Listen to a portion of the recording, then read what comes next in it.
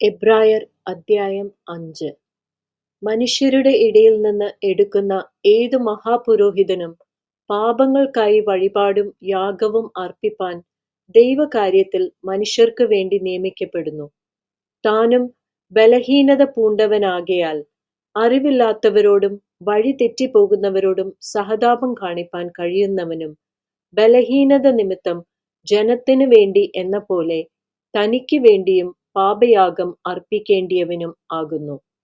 എന്നാൽ അഹരോനെ പോലെ ദൈവം വിളിക്കുന്നവനല്ലാതെ ആരും ആ സ്ഥാനം സ്വതവേ എടുക്കുന്നില്ല. അവണ്ണം ക്രിസ്തുവും മഹാപുരോഹിതൻ ആകുവാനുള്ള മഹത്വം സ്വതവേ എടുത്തിട്ടില്ല. നീ എന്റെ പുത്രൻ, ഇന്നു ഞാൻ നിന്നെ ജനിപ്പിച്ചിരിക്കുന്നു എന്ന് അവനോട് അരുളി ചെയ്തവൻ അവന് കൊടുത്തതത്രേ.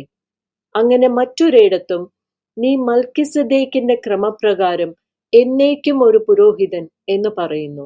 ക്രിസ്തു തന്റെ ഐഹിക ജീവകാലത്ത് തന്നെ മരണത്തിൽ നിന്ന് രക്ഷിപ്പാൻ കഴിയുന്നവനോട് ഉറച്ച നിലവിളിയോടും കണ്ണുനീരോടും കൂടെ അപേക്ഷയും അഭയയാചനയും കഴിക്കുകയും ഭയഭക്തി നിമിത്തം ഉത്തരം ലഭിക്കുകയും ചെയ്തു. പുത്രനെങ്കിലും താൻ അനുഭവിച്ച കഷ്ടങ്ങളാൽ അനുസരണം പഠിച്ച് തികഞ്ഞവനായി തന്നെ അനുസരിക്കുന്ന ഏവർക്കും നിത്യരക്ഷയുടെ കാരണഭൂതനായി തീർന്നു. മൽക്കിസദേക്കിന്റെ ക്രമപ്രകാരം മഹാപുരോഹിതൻ എന്നുള്ള നാമം ദൈവത്താൽ ലഭിച്ചുമിരിക്കുന്നു. ഇതിനെക്കുറിച്ച് ഞങ്ങൾക്ക് വളരെ പറവാനുണ്ട്. എങ്കിലും നിങ്ങൾ കേൾപ്പാൻ മാന്യമുള്ളവരായി തീർന്നതുകൊണ്ട് തെളിയിച്ചു തരുവാൻ വിഷമം.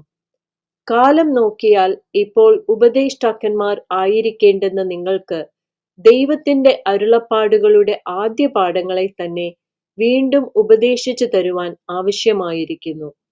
കട്ടിയായുള്ള ആഹാരമല്ല, പാലത്രേ നിങ്ങൾക്ക് ആവശ്യമെന്ന് വന്നിരിക്കുന്നു.